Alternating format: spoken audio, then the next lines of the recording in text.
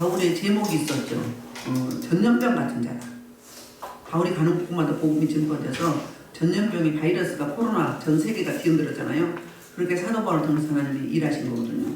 그래서 그들이 생각으로 한 표현인데 전염병 같은 자예요. 그러니까 긍정적으로 사도 바울은 그들이 말할 때는 부정적이었잖아요. 그리고 이제 한 곳마다 소란이 일어났어요. 근데 드로비모와 시장에서 함께 있는 걸 보고 성전에서 같이 있었다고 성전을 더럽혔다고 했어요. 그리고 세 번째는 가이사 로마 황제를 뭐 했다고 황제를 그러니까 우리만 하면 무시했다. 이런 세 가지 제목이었어요. 그러니까 이 죄가 사실이라면 사형감이에요. 그러니까 이들은 신학적이고 종교적인 일을 정치적으로 풀어가려고 했던 거예요. 그래서 이 벨릭스가 그를 판사가 판결을 내리죠. 판결을 못 내린 거예요. 왜? 유대 강리를 잘 맺어야 되는데 그러면 여기도 종교 지도자들의 산헤드린 공회의원의 요구를 들어줘야 되는데 무죄인데 들어줄 수도 없고 안 들어줄 수도 없고 그래서 2년 동안 구류하는 거예요. 또 그 이면에는 좀 이제 이걸 바라고 이제 뇌물을 좀 바라고 그랬던 거예요. 그런데 사도 바울은 어땠어요? 오히려 그들의 앞에 나가서 뭘 했어요? 설교를 하는데 그들 귀에 좋은 달콤한 설교를 한 게 아니라 그들의 죄를 찔리게 하는. 그래서 무슨 이야기 했어요? 절제와 의와 절제와 심판을 이야기했어요. 그 벨릭스 총독이 딱 거기에 속해 있는 자거든요. 결혼을 3번씩이나 하고 그리고 굉장히 노예 출신으로서 무자비했어요. 입지전지적인 인물로서 형을 배우였고 황제 밑에 바로 이제 노예 출신인 형이 노예에서 해방을 돼서 이제 이렇게 정치계 인물이 있었거든요. 근데 이 벨릭스가 이제 로마 총독, 로마 황제 부름을 받은 거예요. 왜 너 거기서 그만해? 그러니까 우리만은 목이 잘린 거예요. 왜? 뭐 때문에? 너무 과도하게 수리아 사람들하고 루브 사람들하고 유대인들하고 충돌이 이제 소란이 일어났는데 너무 무자비하게 진압을 했거든요. 그게 이제 실정이지만 그 외에도 수많은 여러 가지 일들이 많이 있어서 이제 잘려서 로마로 이제 후송되어 가고 그리고 사형은 형님 때문에 면하고 다행히 이제 대신에 누가 왔냐면 베스도라는 사람이었어요. 베스도는 벨릭스에 비하면 부지런하고 성실한 사람이라고 평가가 나 있는 사람이었어요. 그래서 이 1절부터 7절에는 그 유대인의 요구와 베스도의 반응이 있어요. 1절 볼게요. 베스도가 부임한 지 3일 후에 가이사랴에서 예루살렘으로 올라가니 베스도가 이제 부임을 했어요. 근데 일주일도 아니고 열흘도 아니고 벌써 3일 만에 어디로 가요? 가이사랴가 이제 총독 관저가 있거든요. 근데 예루살렘에는 뭐가 있어요? 성전이 있고 종교 지도자들이 거기 다 모여 있거든요. 대제사장과 산헤드린 공회의원이 산헤드린 공회의원의 자격은 뭐냐면 대제사장, 제사장, 그다음에 사두개인과 그다음에 누구죠? 바리새인. 이 사람들이 주축을 이루고 있는 사람들, 그러니까 종교 대표적인 기득권자들, 그들이 거기 있기 때문에 인사착한 거예요. 서로 유대관계 잘 맺어줘야 매끄럽게 자기 그 총독직을 감당할 수 있거든요. 2절 보면은 대제사장과 유대인 중 높은 사람들이 바울을 고소해요. 오자마자 베스도 총독이 지금 부임해서 이제 3일 됐는데 오자마자 이제 민의를 주는데 뭘 주느냐면 바울을 고소하는 거예요. 이렇게 할 게 아니라 좀 더 건설적인 거, 뭐 수도를 놔달라든지 다리를 뭐 연결해 달라든지 아니면 뭐 전기를 더 많이 들어오게 한다든지 그때는 전기가 없었겠지만 더 발전적인 이런 걸 건의할 수 있었는데 딱 한 사람, 의로운 사람, 하나님을 쓰는 사람 사도 바울을 암적 존재로 생각하고 다시 고소하는 거예요. 이미 고소가 돼 있는데. 그럴 때 베스도가 뭐라고 이야기하는 걸까요? 베스도의 호의로 바울을 예루살렘으로 옮기기를 청하니 이는 길에 먹어가다 그를 죽이고자 하며더라. 이들의 꼼수는 뭐예요? 사도 바울이 지금 가이사라에 구류되어 있어요. 구류되어 있는데 예루살렘으로 보내라는 거예요. 여기서 뭐 하겠다고? 다시 재판을 해보겠다고. 근데 이미 가이사라로 갔는데 가이사라 간 때는 뭐냐면 그 총독은 로마에서 보내는 총독이기 때문에 이 사도 바울이 가이사에게 항소한 거거든요. 그래서 그 가이사라에 이제 그 벨릭스한테 갔던 거거든요. 그래서 이들의 꼼수는 2절에서 3절 이렇게 말하는데 죽이고자 합니다. 아직도 2년이 지났는데 사도 바울이 갇힌 지 벌써 2년이 지났어요. 아직도 그들은 잊어버리지 않고 있는 거예요. 사도 바울이 복음 전하는 것도 아니에요. 2년 동안. 소란을 피운 것도 아니에요. 근데 이들은 뭐에 몰입되었어요? 완전히 사도 바울 하나 죽이는 그 일에 몰입되었어요. 이들이 누군데? 종교 지도자요, 기득권자들인데. 그러면 하나님의 뜻을 묻고 하나님의 뜻이 사도 바울을 하나님이 쓰시는 사람인지 아니면은 그냥 자기 멋대로 자기가 자기 의에 이끌려서 신흥 종교를 이끌어가는 이단 사입인지 물어야 될 거 아니에요. 이미 먹통이 됐으니 어둠에 잡혀있으니까 뭐가 되는 거예요? 반대로 느껴지는 거예요. 교회 안에 뭐가 있다고요? 사단 마귀 원수가 들끓어요. 그래서 그 계시록에도 보면 서문학교에 사당의 회당이라고 써요. 사당의 회가 서문학교회 안에 뭐가 있다고요? 사단의 회가 있다. 그 뭐예요? 사단에 이끌림 받는 사단의 종이 되어 있는 꼭두각시들이 있다는. 그래서 교회를 흩트는 거예요. 하나님 나라를 방해하는 거예요. 그리고 이들 생각은 뭐예요? 그 가룟 유다에게 뭘 줬어요? 생각을 사단 마귀가 가룟 유다에게 생각을 집어넣어줬어요. 뭘로? 건설적이고 좀 더 이제 하나님 나라에 유익하고 또 하나님이 기뻐하는 일을 하는 게 아니라 한 사람, 하나님이 쓰시는 사람, 사도 바울을 죽이기로 결의하고 작정한 사람. 2년이 지났는데도 잊혀지지 않고 이 일에 몰입해 있는 거예요. 그는 사람 생각이 아니에요. 뭐에 잡혀 있는 거예요? 사단 마귀 원수 귀신에 잡혀 있는 거예요. 귀신이 그 생각을 집어넣어 준 거예요. 그러니까 가룟 유다도 생각을 집어넣었더니 예수님을 죽이고자 하는 생각을 확 집어넣었을 때 이제 은 30냥에 팔아넘기게 되는. 그러니까 생각이 중요해요. 특히 영이 열려있는 분들 오늘 발음이 잘 안 되네요. 임재가 강하면 발음이 잘 안 돼요. 생각으로 영이 열려서 생각으로 들어오시는 분 많아요. 생각으로 계속 이끌림 받아. 그럼 거기에 막 계속 딸려가. 그런 분들이 위험해요. 그런 분들이 우울증 있고 조울증 있고 불면증 있고 사이코패스, 소시오패스 이런 사람이 있는 거예요. 살인하거나 범죄 행위 있는 사람들이 다 뭐에 잡혀서 그런 거예요? 사단마귀 원수에게 잡혀서 그들이 다 지시를 한다잖아요. 너 자살해, 뛰어내려, 너 목매달아, 너 마셔, 망치로 때려. 망치가 어디 있어요? 신발장에 있다고. 일일이 가르쳐준대요. 일일이. 그러니까 생각으로 쭉 가면 안 돼요. 의부증, 의처증 있는 사람들 그렇잖아요. 소설을 써요. 소설을. 실제가 아닌데 남녀가 같이 가는 모습만 봐도 뒷모습만 봐도 자기가 아주 그냥 소설을 쓴다니까요. 그게 뭐예요? 생각으로 내가 허용을 하기 때문에 악한 사단 마귀 원수가 그 틈을 타서 생각 속으로 확 들어가는 거예요. 그들은 몸이 없어요. 몸이 없어서 우리가 생각하면 쭉 빨려드는 거예요. 그런데 우리는 뭘 할 수 있어요? 거부할 수 있어요. 거부해서 내가 너에게 배임과 전가를 받은 모든 원수의 능력을 제가 권세를 주었으니 이를 결단을 해야 할 자가 없다고 말씀했잖아요. 이미 권세를 줬어. 예수 이름의 권세를 줬어요. 사용을 해야 돼요. 우리는요 거부할 수 있는 능력, 저들의 그 사역을 제어할 수 있는, 중단시킬 수 있는 능력이 있어요. 예수님의 권세로 나사렛 예수를 명하니 떠나가라. 예수 보혈, 성령의 불 막 사용하세요. 무기로 주신 거예요. 그러면 떠나가게 돼 있어요. 깨어있고 기도하는 사람은.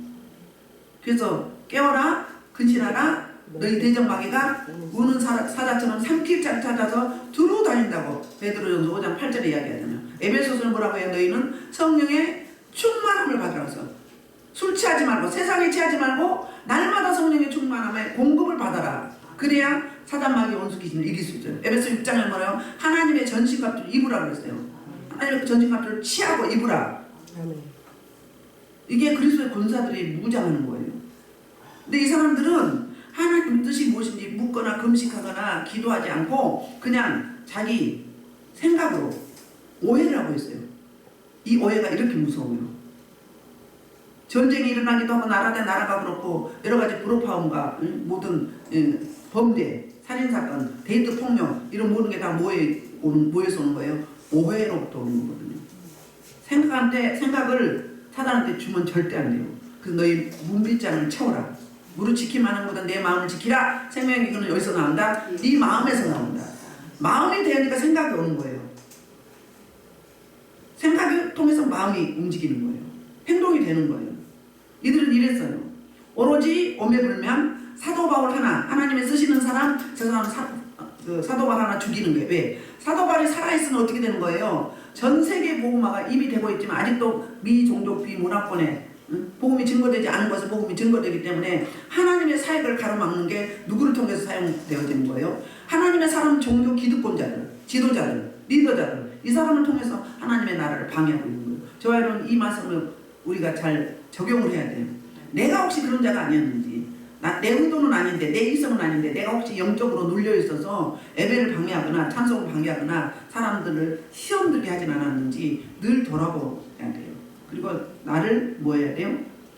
자꾸 갈고 닦으며 말씀을 적용하셔야 될 줄 믿습니다.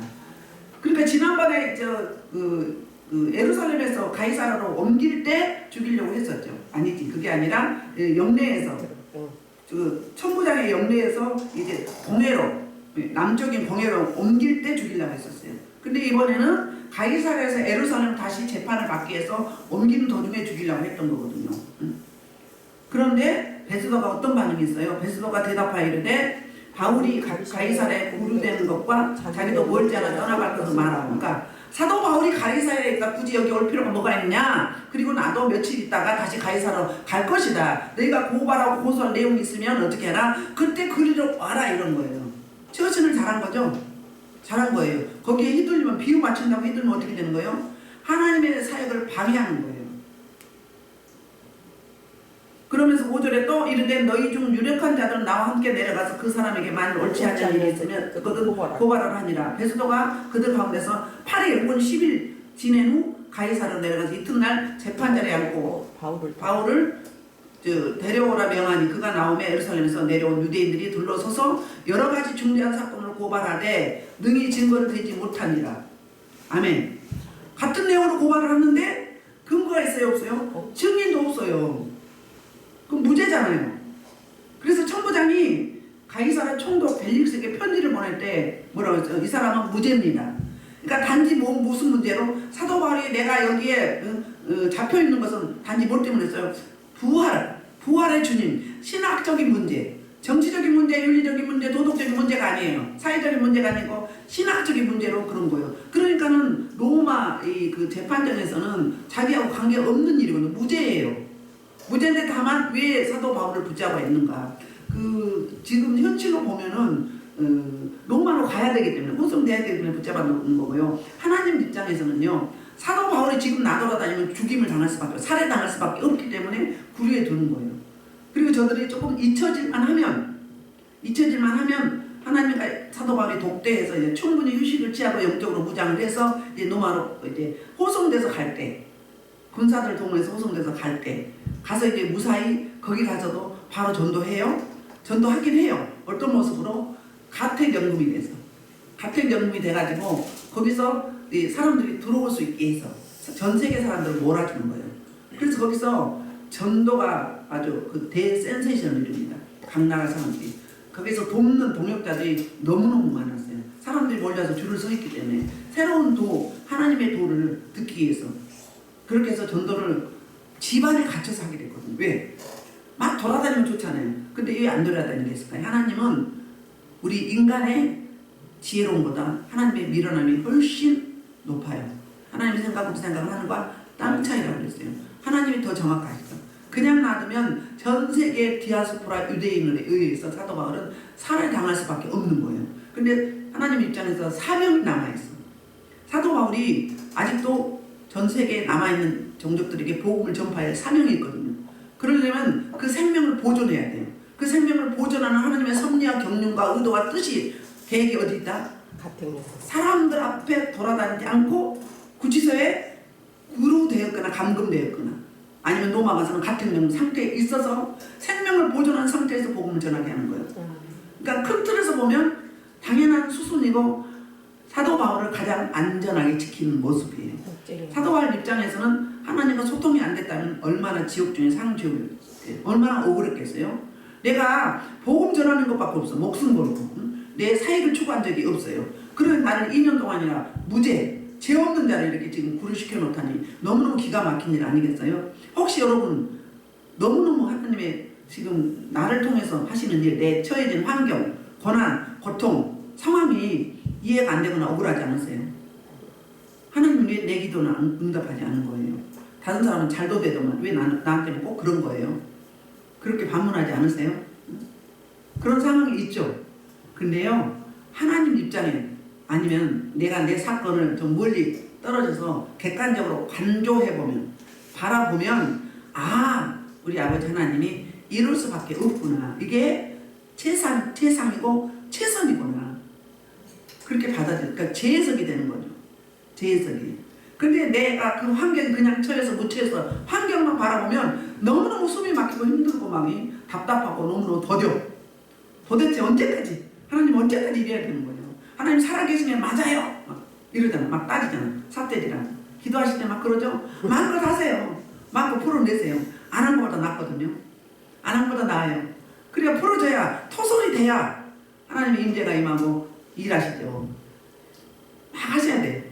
막 하나님한테 예의 지키느라고 막 참아야 되느니라 참아야지 이렇게 하면 안 돼요. 신앙생활 적용을 잘못하고 있는 거예요. 속상하고 막 답답하고 막 내 지르세요. 막 소리 지르고 막 원망하고 불평하고 막 따지세요. 사태질 하셔. 그거 죄 안 돼요. 시편 109편이나 성경 곳곳에 그 억울함을 하나님 앞에 고소하고 고발하고 토설한 게 너무너무 많아요. 그렇게 하라는 거예요. 얌전하게 그냥 하나님 앞에 애를 갖추지 마세요. 물론 경외할 부분은 경외해요. 애를 지키고 선을 넘지 말아야 되긴 해요. 근데 속상할 때는 마음껏 하라고 하나님도 허용해 주시는 거예요. 그러니까 성경에 그런 부분이 나와 있잖아. 아주 저주도 그런 저주가 없어. 이 땅에서 가장 아주 극악하고 심한 저주를 하잖아요. 성경에 기록되어 있어. 수없이 시편 109편 봐봐요. 그런 일들이 있거든요. 그래서 그들은 고발을 하지만 고발한 내용이 하나도 사실이 아니고 오로지 자기 상상, 자기 오해, 자기 생각, 자기 편견 이런 것들이란 말이에요. 그래서 사도 바울이 이제 8절부터 변명하기 시작합니다. 11절까지 봅시다. 바울이 변명하여되 유대인의 율법이나 성전이나 가이사에게나 내가 도무지 죄를 범하지 아니하니라. 자, 여기 제목 뭐예요? 율법을 어겼다. 그 이야기는 성전에 누구를 데려갔다? 드로빔을 데려갔다. 부정한 이방인을. 두 번째는 뭐죠? 그래서 율법을 나는 잘 지킨 사람이다. 그 다음에 성전을 더럽히거나 가이사 황제에게 뭐 했다? 황제를 모독했다. 이거 내가 도무지 죄를 범하지 아니하였노라고 변명하는 거예요. 그럴 때 베스도가 유대인을 마음을 얻고자 하여서 어떻게 바울도로 묻되 내가 예루살렘에 올라가서 이 사건에 대하여 내 앞에서 신문을 받으려느냐 이렇게 물어봐요. 말도 안 되는 일이지만 처음 부임했잖아요. 유대인 종교 지도자들의 마음을 얻어야 돼요. 그래야 자기가 여기 근무하는 동안에 편안하게 그 사명을 감당할 수 있거든요. 그러니까 그 마음을 사고자 해서 이래요. 이렇게 하면 안 되죠? 지금 유대 지도자들 들으라고 이렇게 사도 바울한테 얘기하는 거예요. 예루살렘에서 다시 나한테 재판을 받을 거니? 이렇게 묻는 거예요. 바울이 이렇게 대답해요. 10절 시작.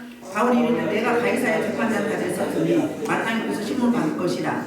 당신도 잘 아시는 바와 같이 내가 유대인들에게 불화를 행한 일이 없나이다. 이어서 11절 내가 만일 내가 불의를 행하여 무슨 일을 물죄를 지었으면 죽기를 사용하지 아니할 것이다. 만일 이 사람들이 나를 고발하는 것이 다 사실이 아니면 아무도 나를 그들에게 내줄 수 없나이다. 내가 가이사에게 상소하노라는데 두 번째로 이야기하는 거 변증하면서 내가 저들의 앞에 가서 재판을 받지 않고 가이사 로마 황제에 가서 재판을 받겠습니다. 로마 뭐가 있기 때문에 로마 시민권이 있기 때문에 그래야 사도 바울이 어디로 가는 거예요? 로마로 가는 거예요.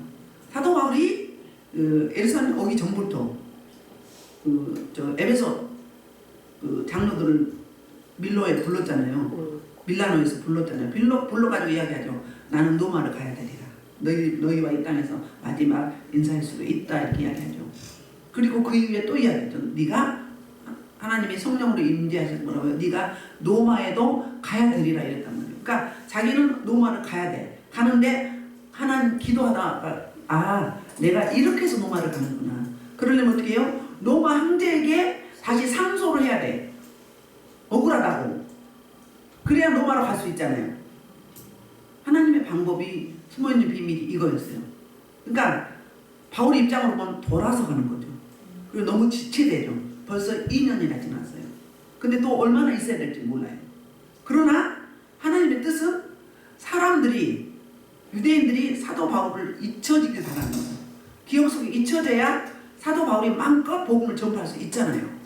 그런 숨어있는 놀라운 비밀이, 뜻이 있어서 하나님의 경륜이. 근데 우리는 그걸 모르고 어때요?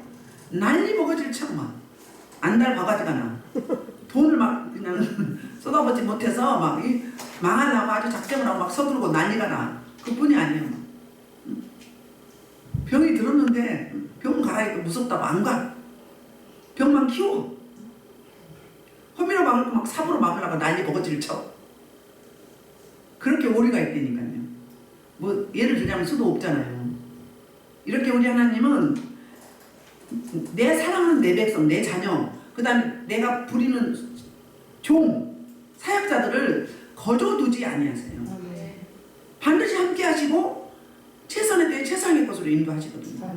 근데 우리는 우리 기준으로 우리가 오해를 하고 우리가 속단을 해요. 우리가 급해. 아무리 빨리빨리 민족이라도 급해요. 하나님 언제까지 해요? 자꾸 물어. 여러분들도 자꾸 물어. 저한테도 언제까지 이래야 돼요? 아니 본인들 하기에 달려있어. 여러분들 하기에 달려있어요. 얼마나 예배에 집중하고 얼마나 하나님 앞에 몰입하느냐, 하나님 중심으로 살아가며 말씀을 적용하느냐, 살면서 여기에 달려있는 거지. 나는 그냥 교회 왔다가 그냥 세상 가서 그냥 내 멋대로 세상 패러다니면 살다가 주일이면 교회 오면서 언제까지 이래야 되냐. 내가 에너지를 하나님 위해서 쏟아야지. 하나님 제일주로 살아야지. 그건 안 하면서 하나님 저는 왜 은사도 안 줘요? 이미 주셨어요. 다 있어요. 여러분이 활성화를 안 시키기 때문에 그런 거지. 토설하고 통회하고 자복을 안 하니까 그러지. 그 우상숭의 쓰레기가 잿덩어리가 아직 안 버려져서 안 빠져나왔기 때문에 그냥 덮여 가려져 있는 거예요. 뭘 받으려고 그래. 있는 거나 잘 드러내서 쓰려고 그래 봐요. 그런데 자기 건 안 놔두고 남의 것만 막 부려워해. 당신의 건 더 좋은 게 있어. 왜 그 가치를 모르냐고요. 세상에도 그러잖아요. 하나님 주신 자원을 0.1%도 못 쓰고 죽는데요. 우리가 주신 그 자원을 활성화시켜서 써야 되잖아요. 다시 말하면 신앙적으로는 은사를, 재능을 마음껏 활성화해서 사용해야 되잖아요. 근데 게을러 우리는 직무유기에 그러고 있단 말이에요. 그래서 사도 바울이 솔직하게 이야기해요. 그 사도 그러니까 베스도 총독이 베네사달들과 상의하고 있는데 내가 가이사에게 상소하였으니 가이사에게 갈 것이냐 하고 이제 재판을 판결을 내리지 않고 무죄 판결을 내려 함에도 불구하고 내리지 않고 그대로 이제 마무리를 한 거예요. 그리고 이제 13절부터 27절까지는 그 지역에 있던 아그리파 왕이 베니게가 이 지역에 총독으로 부임하는 것을 보고 인사하러 왔어요. 두 사람의 만남을 통해서 사도 바울의 사건을 이렇게 이제 상의를 합니다. 베니게가. 자, 13절, 14절 시작. 수유의 아그리파와 베니게가 베스도에게 문하는 가이사에 와서 여러 날을 듣더니 베스도가 바울의 일로 왕에게 구하였는데 벨릭스가 하는 공명을 도는 15절 내가 예루살렘에 있을 때 유대인의 대제사장과 장로들이 그를 고소하여 정죄하기를 청하기에 내가 대답하되 무릎 피고가 온 모든 앞에서 고소 사건에 대해 변명할 기회가 있기 전에 내주는 것은 로마 사람들이 아니라 하리라. 그러므로 그들이 나와 함께 여기 오매 내가 지체하지 아니하고 이튿날 재판자리에 앉아 명하여 그 사람들 데려왔으나 온고들 소송에게 짐작하던 것 같은 악행의 혐의는 하나도 제시하지 아니하고 오직 자기들의 정교와 또는 예수라는 이가 죽은 것을 살아있다고 바울이 주장하는 그 일에 관한 문제로 고발하는 것뿐이라. 내가 이 일에 대하여 어떻게 심리할지 몰라서 바울에게 묻되 예루살렘에 올라가서 이 일에 신문을 받으려 하느냐 한즉 바울은 유대의 판결을 받도록 자기를 지켜주기를 호소하므로 내가 그를 가이사에게 보내기까지 지켜라 명하였노라 하니 아멘. 이렇게 이제 아그리파 왕에게 상의를 하는 거예요. 내가 봤을 때는 정치적으로 무죄야. 그리고 다만 있다면 그들의 신학적인 문제로 서로 갈등이 있을 뿐인데 이건 죄가 아니에요. 그러면 가이사 황제에게 이 바울을 보내려면 어떤 제목이라고 보내야 되잖아요. 우리 병원에서 A병원에서 B병원으로 가려면 소견서 보내죠. 소견서를 써서 보내야 하는데 마땅히 쓸 만한 소견이 없는 거예요. 그러니까 고민하는 거예요. 어떻게 하면 좋지 하고 마침 아그리파 왕이 그 여동생 이제 그 여동생을 데리고 같이 왔어요. 인사하러 왔을 때 상의를 하는 거예요. 어떻게 했으면 좋겠습니까? 무슨 제목으로 보내야 되겠습니까? 천부장은 제목이 없다고 해서 무죄라고 했어요. 벨릭스 총독에게 보낼 때. 여기도 한대기 보낼 때 뭐라고 해야 될지 몰라서 이렇게 내용을 설명했던 거예요. 그때 22절 아그리빠가 베스도에게 이르되 나도 이 사람의 말을 듣고자 하노라 했더니 내일 들으시리라 하더라. 자, 베스도가 아그리빠 왕에게 그 지혜를 구하고자 했잖아요. 구하고자 했는데 그 답은 하지 않고 바울에게 관심이 있는 거예요. 바울을 만나고 싶어 하는 거예요. 그도 그럴 것이 이 아그리빠 2세거든요. 아그리빠 1세, 헤롯 아그리빠 1세가 본래 겸손하지 않고 교만해서 자기가 하나님의 영광을 가로채므로 말미암아서 어땠어요? 벌레가 먹어서 죽었어요. 자, 그러니까 기독교와 예수님과 이 헤롯 가문의 집안에 무슨 악연이 있어요? 굉장한 악연이 있어요. 자, 헤롯 대왕이 누구냐 하면은 할아버지예요. 아그리빠, 지금 여기에 나온 아그리빠 2세 할아버지인데 그 할아버지 때 무슨 일이 있어요? 예수님이 탄생했을 때 베들레헴에 2세 미만 남자아이를 다 죽였어요. 유아 살해 숙청 사건이 있었어요.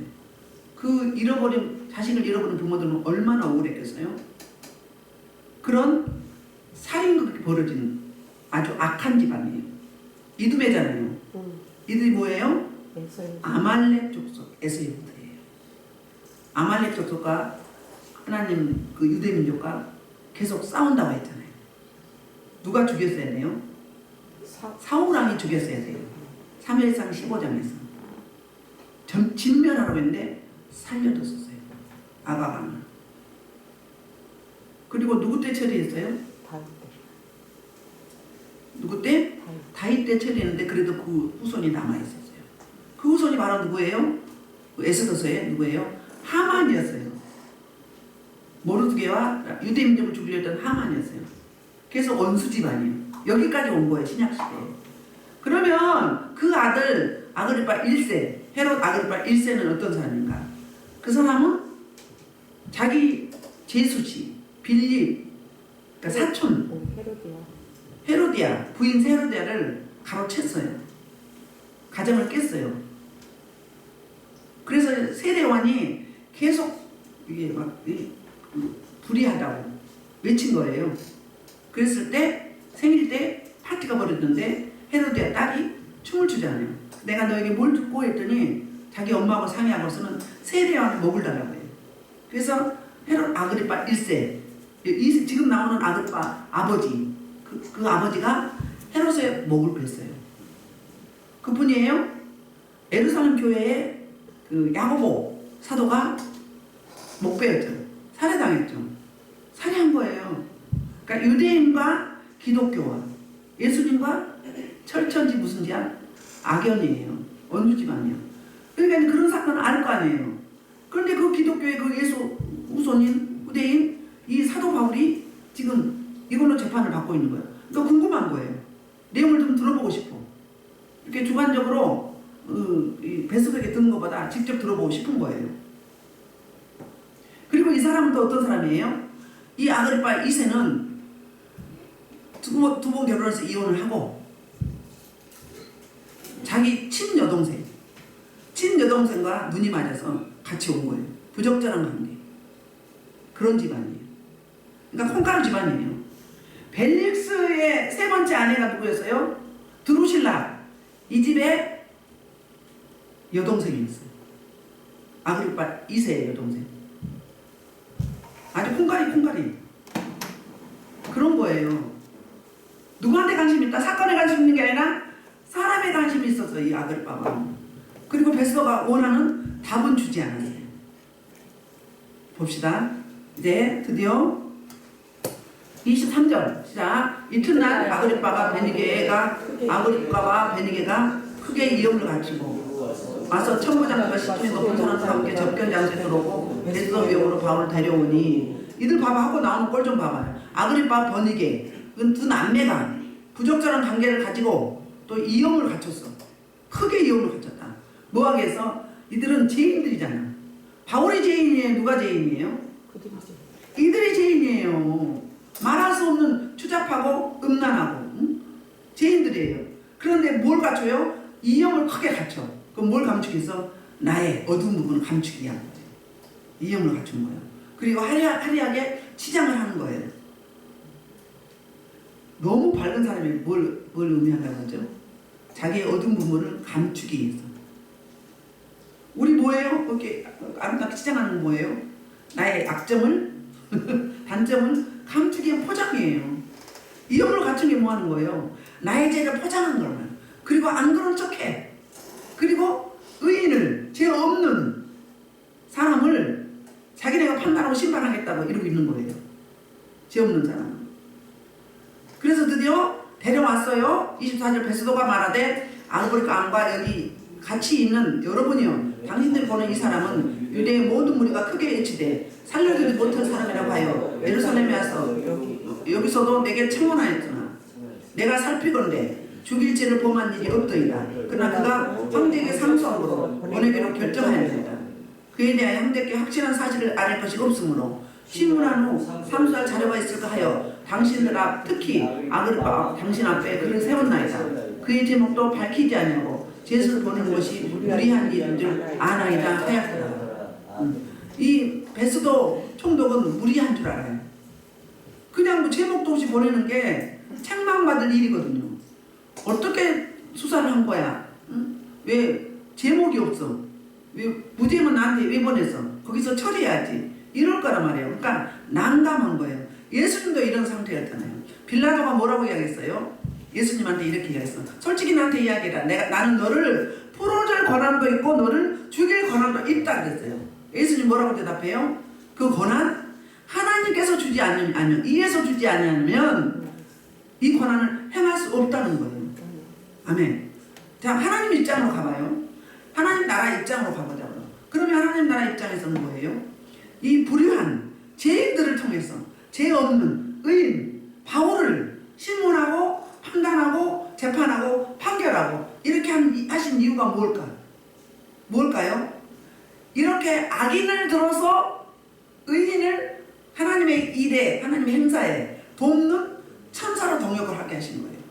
이방인 벨리스를 통해서 또 천부장 루시아를 통해서 바울을 보호했잖아요. 또 베스를 통해서 보호하거든요. 그래서 다음 장 26장에 가면 아그리파 앞에서 사도 바울이 다시 변증 설교를 하게 됩니다. 전도해야 될 거 아니에요. 전도해야 될 대상 제만은 벨리스 총독, 또 베스도 총독, 아그리파와 또 누구? 그의 지금 여동생 누구? 베니게. 이들 앞에서 이제 번증 설교를 하면서 이제 예수 그리스도에 대해서 설교를 하는 거예요. 그러니까 저들은 뭐예요? 예수님이 죽었는데 살았다고 이야기한다. 신학적인 면으로. 그들의 눈으로는 죽었죠. 생물학적으로 예수님 죽었어. 그리고 영적으로는 뭐예요? 죽었다가 3일 만에 부활했죠. 그러니까 사도 바울은 지금도 살아계시고 역사하신다. 저들은 뭐예요?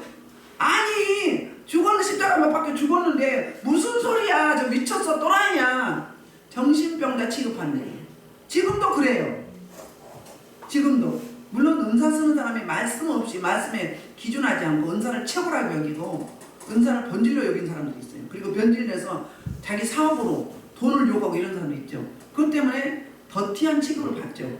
말씀이 번질이고 은사는 수단이고. 그러나 지금 이 시대에 뭐 초대교회에서부터 말씀과 성령은 같이 가야 된다 아니면 따로따로다. 이 시대에 말씀 하면서 말씀은 부지런히 주창하면서 연구해요. 공부해요. 그런데 성령의 이끌림 받지 않는, 기도할 때 성령의 임재가 임하잖아요. 말씀 읽을 때도 임하지만 주로 기도할 때 임재가 임하는 거예요. 임재가. 그래서 여러분 방언할 때 머리로 제가 무엇을 놓고 기도합니다. 이거는 우리 생각은 내 의지로 해도 돼요. 그러나 그 내용은 하면 안 돼. 머리를 비워야 돼요. 방언은. 방언이 뭐라고요? 나의 영과 하나님이 뭐 하는 거예요? 비밀을 말하는 거예요. 그렇게 방언할 때 귀신 사단 마귀가 못 들어요. 내 의지 내 생각을 빼는 거예요.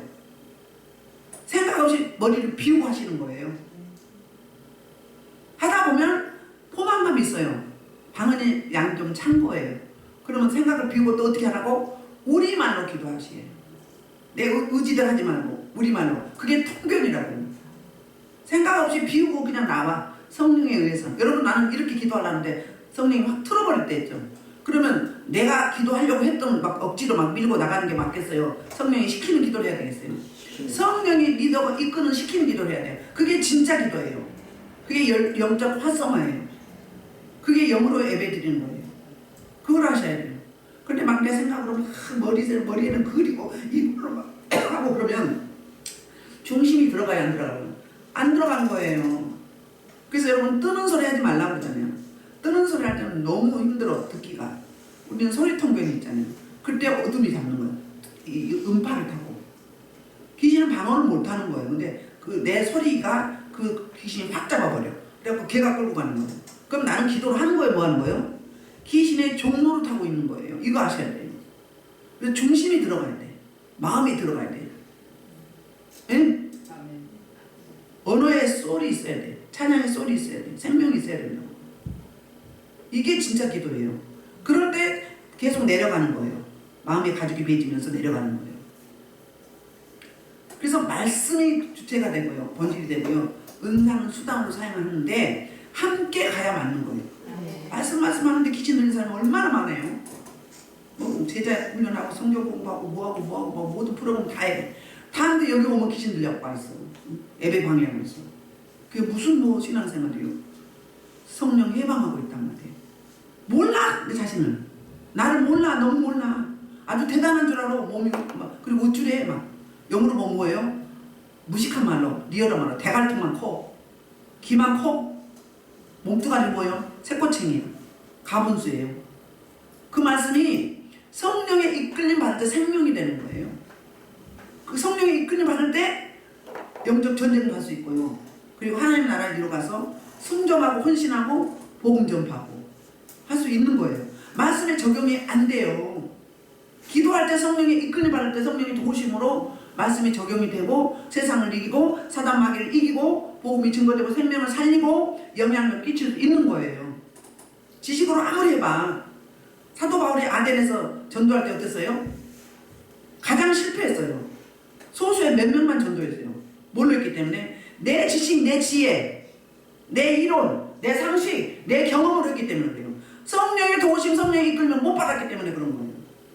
그러니까 고린도에 와서는 어땠어요? 두렵고 떨리다 그랬어요. 그러면서 자꾸 하나님의 뜻을 묻는 거예요. 성령의 이끌림 받는 거예요. 사역을 그렇게 맞는 거예요. 사람 숫자 이런 거 생각하지 마세요. 많이 안 온다고 이거 성령님이 안 계신가? 노! 많다고 성령 계신 게 아니에요. 사람들이 어디로 많이 갈까요? 편한 대로 많이 가죠. 편한 대로 많이 가죠. 그럼 거기 모이는 무리가 영이 흐름이 어떤 거냐에 따라 차이가 있는 거예요. 성령의 임재가 있느냐, 영적 예배를 드리느냐. 어떤 분이 어제도 이야기하더라고요. 30분 찬양했어. 너무 힘들래. 여러분 30분 찬양하면 힘들어요? 하루 종일해도 힘 안 들죠? 누구의 힘으로 하기 때문에. 내 힘으로 하면 힘들어요. 뭐 아무 의미가 없잖아. 입서비스만 하잖아. 그 힘들지. 성령 이끌 받으면 사냥이 짧아. 1시간에도 짧아. 막 계속 더 하고 싶어. 아쉬워. 가만 갈수록 항월지경으로 가잖아요. 나는 없는 거예요. 나는 없고 누구만 있어? 성령님만 있는 거예요. 삼위 하나님만 있는 거예요. 사역도 그렇게 하는 거예요. 맨날 힘들다, 뭐 어렵다, 막 이거 누가 하는 거야? 네가 하니까 그래. 너 버려. 네가 없어야지. 나는 조금 예수로 살아야지. 내가 살아있으면 힘든 거예요. 즐겨. 즐기면서 하는 거지. 뭔 사역을 그렇게 힘들게 해? 왜 힘들어? 그래요, 안 그래요? 여기니까 물론 힘들 때도 있어. 즐겨. 얼마나 기뻐 행복해. 써주심에 감사하고 몸 들이고 믿음 들이고 시간 들이면 되는 거지. 이끌림만 받으면 되잖아. 뭐가 그렇게 어려워? 어렵게 뭐 있어? 교회 나올 때는 어떻게 가지? 힘든데 피곤한데 오늘 쉴까? 그런데 나오는데 어때? 나오면 하월지경이죠. 천국이 그거야. 천국이요. 근데 왜 그렇게 힘들게 해? 신앙생활을. 응? 뭐 그렇게 힘들게 해? 날 죽어. 죽은 사람 말이 없잖아. 세례 받았잖아요. 성령의 통치가 임했잖아요. 성령 세를 받았잖아요. 그럼 나는 웃는 거야. 자꾸 나를 버려야 돼.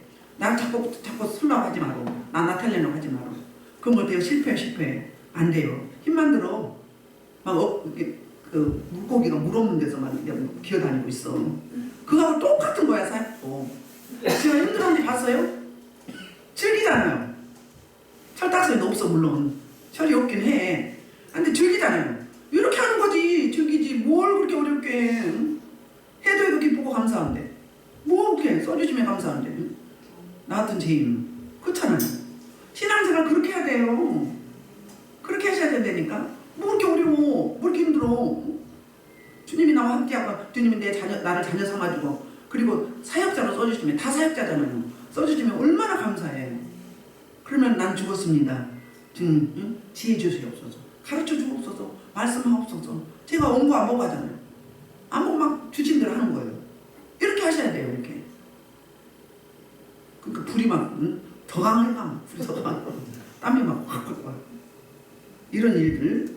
그래서 이 아까 제가 빠뜨렸는데 아그리파 왕은 어떤 특권이 있느냐면 그 대제사장을 임명할 수 있는 임명권이 있어요. 그 다음에 성전을 통치하고 관할할 그 관할권이 있는 거예요. 아그리파 왕한테. 총독한테 있는 게 아니에요. 총독은 행정 관리예요. 그래서 아그리파 1세가 그렇게 그 벌레 먹어서 이제 사망하고 나니까 아그리파 2세가 17세가 됐어요.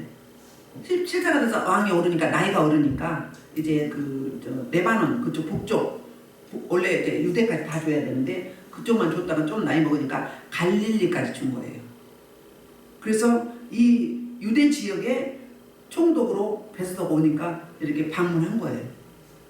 이런 그렇게 죄가 음란하고 불완전하고 악하고 그런 집안 그런 사람도 하나님은 축복의 통로로 쓴단 말이에요.